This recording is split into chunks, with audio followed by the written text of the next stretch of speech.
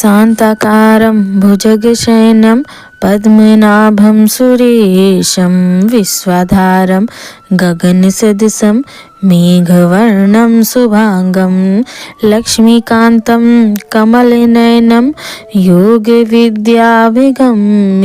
वन्देह विष्णु भवभयहरं सर्वलोकैकनाथं। श्री गणेशाय नमः। श्री गुरुभ्यो नमः। श्री गोविंदाय नमः। हरे कृष्णा, राधे राधे। आइए भक्तों, श्रवण करते हैं सफला एकादशी व्रत की कथा। मोक्षदा एकादशी की व्रत कथा को सुनकर अर्जुन ने प्रसन्न होते हुए कहा, हे कमल नयन, मोक्षदा एकादशी की व्रत कथा सुनकर मैं धन्य हो गया। हे मधुसूदन, अब आप पौष मास के कृष्ण पक्ष की एकादशी की महिमा बताने की कृपा करें। उस एकादशी का क्या नाम है? उस दिन किस देवता की पूजा होती है और उनके व्रत का विधान क्या है? मुझ पर कृपा करते हुए यह सब आप विस्तार पूर्वक मुझसे कहिए। अर्जुन की जिज्ञासा सुन श्री कृष्ण ने कहा, हे कुंती पुत्र, तुम्हारे प्रेम के कारण मैं तुम्हारे प्रश्नों का विस्तार सहित उत्तर देता हूँ। अब तुम इस एकादशी व्रत का महात्म्य सुनो। हे पार्थ, इस एकादशी के द्वारा भगवान विष्णु को शीघ्र ही प्रसन्न किया जा सकता है। पौष माह के कृष्ण पक्ष की एकादशी का नाम सफला है। इस एकादशी के आराध्य देव नारायण है। इस एकादशी के दिन श्रीमान नारायण जी की विधि के अनुसार श्रद्धा पूर्वक पूजा करनी चाहिए। हे पांडुनंदन, इसे सत्य जानो कि जिस तरह नागों में शेषनाग, पक्षियों में गरुड़ और ग्रहों में सूर्य चंद्र, यज्ञों में अश्वमेघ और देवताओं में भगवान विष्णु श्रेष्ठ हैं, उसी प्रकार व्रतों में एकादशी श्रेष्ठ है। हे अर्जुन, एकादशी का व्रत करने वाले व्यक्ति भगवान श्री हरि को अति प्रिय होते हैं। इस एकादशी में नींबू, नारियल, नैवेद्य आदि अर्पण करके भगवान नारायण की पूजा करनी चाहिए। मनुष्य को 5 सहस्त्र वर्ष तपस्या करने से जिस पुण्य की प्राप्ति होती है, वही पुण्य श्रद्धा पूर्वक रात्रि जागरण सहित सफला एकादशी का उपवास रखने से होती है। हे कुंती पुत्र, अब तुम सफला एकादशी की कथा ध्यान पूर्वक श्रवण करो। प्राचीन समय में चंपावती नगरी में महिष्मान नाम का एक राजा राज्य करता था। उसके 4 पुत्र थे। उसका सबसे बड़ा पुत्र लंपुक नाम का महापापी और दुष्ट पुत्र था। वह हमेशा पर स्त्री गमन तथा वैश्याओं के यहाँ जाकर अपने पिता का धन व्यय करता था। देवता, ब्राह्मण, वैष्णव आदि सुपात्रों की निंदा करके वह अति प्रसन्न होता था। सारी प्रजा उसके कुकर्म से बहुत दुखी थी, परंतु युवराज होने के कारण सब चुपचाप उसके अत्याचारों को सहन करने को विवश थे और किसी में भी इतना साहस ना था कि कोई राजा से उसकी शिकायत कर दे।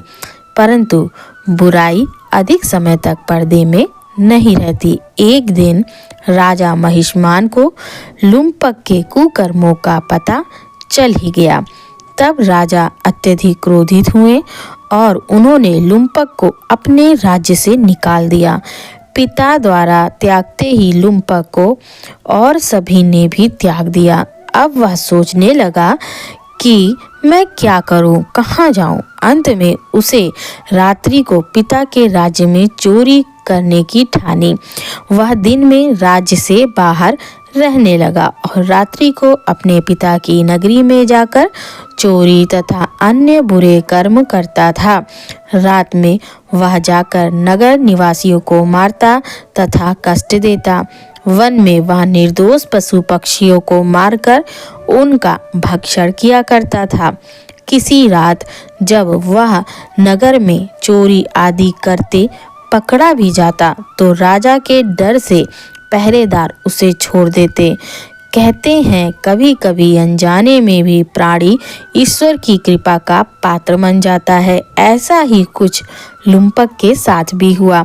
जिस वन में वह रहता था वह वन भगवान को बहुत अधिक प्रिय था। उस वन में एक प्राचीन पीपल का वृक्ष था तथा उस वन को सभी लोग देवताओं का क्रीड़ा स्थल मानते थे। वन में उसी पीपल के वृक्ष के नीचे महापापी लुम्पक रहता था। कुछ दिन बाद पौष माह के कृष्ण पक्ष की सफला एकादशी कृष्ण पक्ष की 10वीं के दिन वस्त्रहीन होने के कारण लुम्पक तेज ठंड से मूर्छित हो गया।